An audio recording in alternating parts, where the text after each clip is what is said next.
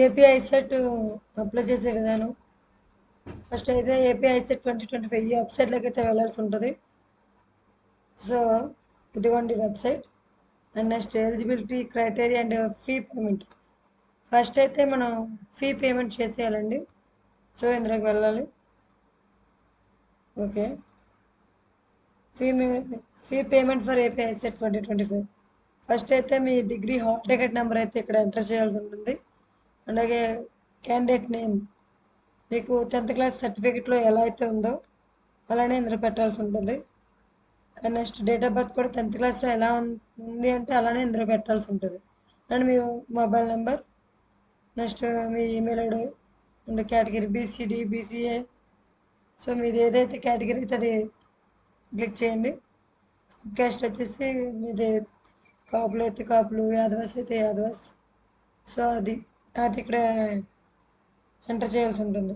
So payment mode మీరు ఏ విధంగా debit card తోట క్రెడిట్ కార్డ్ తోట చేయాల్సి ఉంటుంది.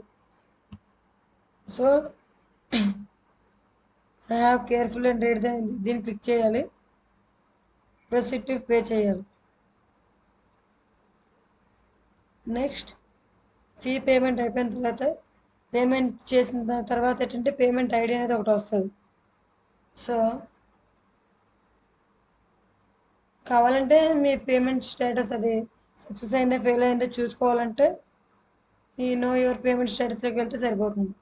Next step 3 fill application.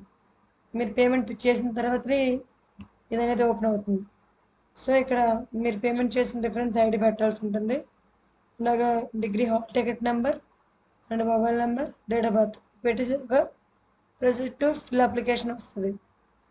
మనం ఏదైతే పెట్టలేదు కాబట్టి రాలేదు. సో నెక్స్ట్ అయిపోయిన తర్వాత ప్రింట్ అప్లికేషన్ ఫామ్ తీసేసుకోవచ్చు. ఇప్పుడు పేమెంట్ ఐడి పెట్టాలి, రిజిస్ట్రేషన్ నెంబర్ పెట్టేసి హాల్ టికెట్ నెంబర్ ఇక్కడ ఎంటర్ చేయాలి, mobile number and date of birth చేసాక గట్ అప్లికేషన్ ఫామ్ కొట్టేస్తే మీ అప్లికేషన్ ప్రింట్ అవుట్ అయితే తీసేసుకోవచ్చు. సో ఇది ప్రాసెస్ అనేది. Thank you.